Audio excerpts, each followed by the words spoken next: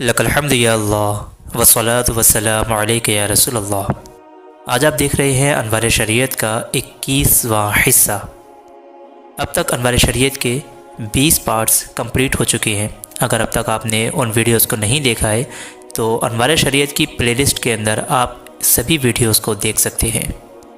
آج کی اس ویڈیو کو شروع کرنے سے پہلے ذہنی آزمائش کی رسومات کو جاری رکھتے ہوئے اب تک کے پڑھائے ہوئے سبق میں سے ہم آپ سے 5 سوال کریں گے، جن کے صحیح جواب آپ کو ہاں یا نا میں دینے ہوں گے۔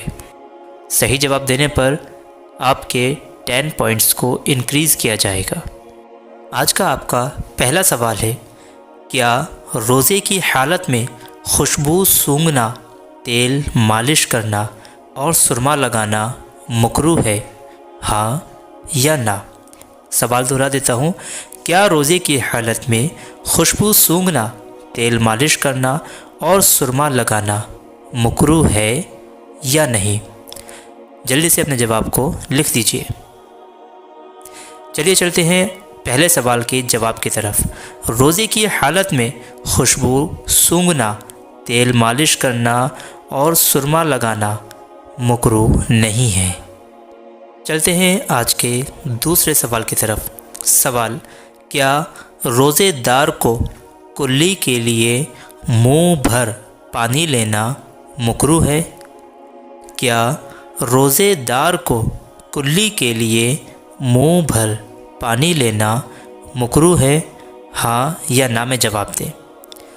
چلتے ہیں آج کے جواب کی طرف۔ ہاں، روزے دار کو کلی کرنے کے لیے منہ بھر پانی لینا مکروہ ہے۔ ماشاءاللہ ماشاءاللہ۔ چلتے ہیں آج کے تیسرے سوال کی طرف۔ آپ کا تیسرا سوال ہے، روزے کی حالت میں تیل یا سرما لگانے سے روزہ ٹوٹ جاتا ہے یا نہیں؟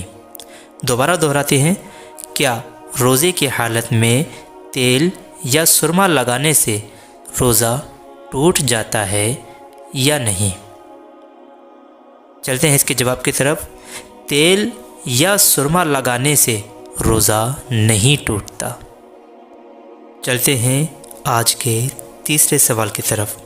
روزے دار نے کلی کے لیے منہ میں پانی لیا اور کلی کر کے اس سارے پانی کو منہ سے اگل دیا۔ اب کچھ صرف تری منہ میں باقی رہ گئی جو وہ تھوک کے ساتھ نکل گیا، تو اس کا روزہ ٹوٹ گیا یا نہیں؟ ہاں یا نا میں جواب دیں۔ سوال دوبارہ دہرا دیتا ہوں، روزے دار نے کلی کے لیے منہ میں پانی لیا اور کلی کر کے اس پانی کو اگل دیا۔ اب صرف کچھ تری پانی کی منہ میں رہ گئی جسے وہ تھوک کے ساتھ نکل گیا، تو اس کا روزہ ٹوٹ گیا یا نہیں؟ چلتے ہیں اس سوال کے جواب کی طرف۔ اس کا روزہ نہیں ٹوٹے گا، کیونکہ منہ میں جو پانی تھا اس نے وہ سارا پانی اگل دیا۔ اب ظاہر ہے کہ منہ میں کچھ تری رہ جائے گی، تو اس تری کے رہ جانے سے روزہ نہیں ٹوٹتا۔ اسی طرح اگر منہ میں کھکار آیا اور اس کھکار کو بھی وہ نگل گیا، تو کھکار کے نکل جانے سے بھی روزہ نہیں ٹوٹتا۔ چلتے ہیں 5ویں اور آخری سوال کی طرف۔ آپ کا 5واں سوال ہوگا کہ بچے کے ماں باپ، دادا دادی اور نانا نانی عقیقے کا گوشت کھا سکتے ہیں یا نہیں؟ سوال دہراتا ہوں کہ جس بچے کا عقیقہ ہے اس کے ماں باپ، دادا دادی اور نانا نانی اس کے عقیقے کا گوشت کھا سکتے ہیں یا نہیں؟ جلدی سے اپنے جواب کو نیچے ہاں یا نا میں ٹائپ کر دیں۔ چلتے ہیں آخری سوال کے جواب کی طرف۔ بچے کے ماں باپ، دادا دادی اور نانا نانی عقیقے کا گوشت کھا سکتے ہیں۔ ماشاءاللہ ماشاءاللہ۔ انوار شریعت کے سیکھنے سکھانے کے سفر میں ہم نے 1 پارٹ سے لے کے 20 پارٹ تک کمپلیٹ کر لیے، جس میں اللہ تعالیٰ کے بارے میں، فرشتوں کے بارے میں، اللہ کی کتابیں، رسول، نبی اور ہمارے نبی کے بارے میں، قیامت، تقدیر، مرنے کے بعد زندہ ہونا، شرک و کفر، بدعت، وضو، غسل، تیمم اور نہ جانے ہم نے کیا کیا سیکھا۔ نماز کے وقتوں کے بارے میں سیکھا، مکروہ وقت، اذان کا وقت، اذان و اقامت، اذان کے بعد کی دعا، تعداد، رکعت اور نیت کا بیان، یہاں تک کہ نماز پڑھنے کا طریقہ، نماز تحیۃ الوضو، نماز اشراق، نماز چاشت، نماز تہجد، صلاۃ التسبیح اور نماز حاجت کے بارے میں سیکھا۔ زکوٰۃ کا ہم نے سیکھا، صدقہ فطر کو سیکھا، روزے کا سیکھا، روزہ توڑنے والے، روزہ نہ توڑنے والی چیزیں اور روزے کے مکروہات کا بیان بھی ہم نے سیکھا۔ اور اب ہم نکاح کا بیان سیکھیں گے۔ شروع کرتے ہیں آج کی اس ویڈیو کو۔ سوال: نکاح کرنا کیسا ہے؟ جواب: جو شخص نان و نفقہ کی قدرت رکھتا ہو، اگر اسے یقین ہو کہ نکاح نہیں کرے گا تو گناہ میں مبتلا ہو جائے گا، تو ایسے شخص کو نکاح کرنا فرض ہے۔ اور اگر گناہ کا یقین نہیں بلکہ صرف اندیشہ ہے تو نکاح کرنا واجب ہے۔ اور شہوت کا بہت زیادہ غلبہ نہ ہو تو نکاح کرنا سنت مؤکدہ ہے۔ اور اگر اس بات کا اندیشہ ہے کہ نکاح کرے گا تو نان و نفقہ نہ دے سکے گا، یا نکاح کے بعد جو فرائض متعلقہ ہیں انہیں پورا نہ کر سکے گا، تو نکاح کرنا مکروہ ہے۔ اور اگر ان باتوں کا اندیشہ ہی نہیں بلکہ یقین ہو تو نکاح کرنا حرام ہے۔ اللہ اکبر! نکاح کے بارے میں دیکھیں کتنی باریک باتیں ہم نے پڑھی کہ نکاح کرنا فرض بھی ہے، واجب بھی ہے، سنت بھی ہے، مکروہ بھی ہے اور حرام بھی ہے۔ اللہ اکبر! چلتے ہیں اگلے سوال کی طرف۔ سوال: کن عورتوں سے نکاح کرنا حرام ہے؟ جواب: ماں، بیٹی، بہن، پھوپھی، خالہ، بھتیجی، بھانجی، دودھ پلانے والی ماں، دودھ شریک بہن، ساس، مدخولہ بیوی کی بیٹی، نسبی بیٹا کی بیوی، دو بہنوں کو اکٹھا کرنا، شوہر والی عورت، کافرہ، لیحہ اور مرتدہ، وہابیہ، ان سب سے نکاح کرنا حرام ہے۔ اس مسئلے کی مزید تفصیل بہار شریعت وغیرہ سے معلوم ہو جائے گی۔ انشاءاللہ انوار شریعت کا بیان کمپلیٹ ہونے کے بعد دوسری کتابوں کو شروع کیا جائے گا آڈیو بک کے ذریعے سے۔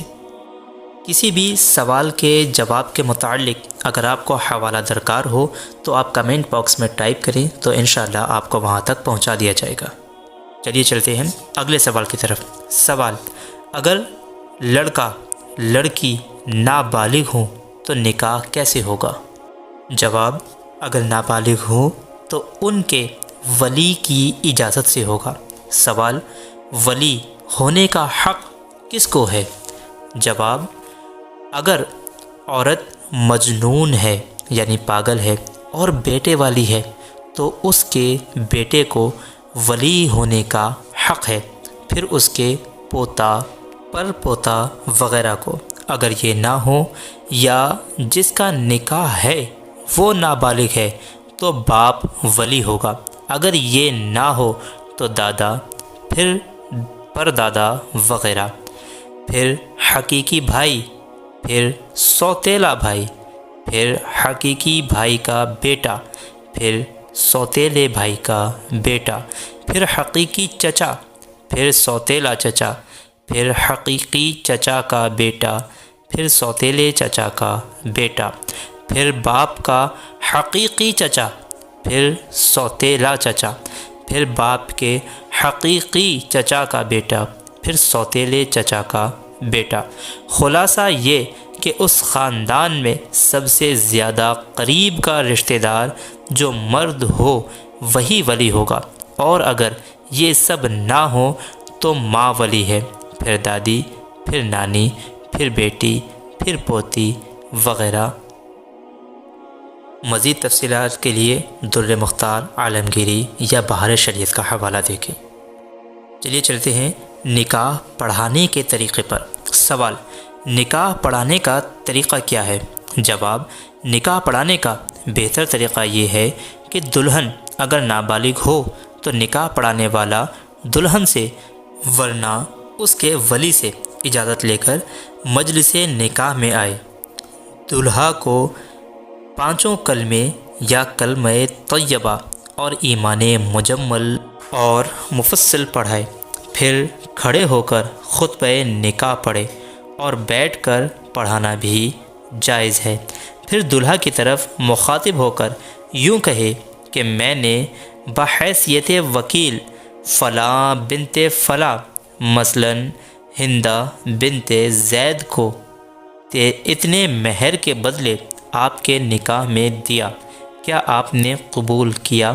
جب دلہا قبول کر لے تو نکاح پڑھانے والا دلہا دلہن کے درمیان الفت و محبت کی دعا کرے۔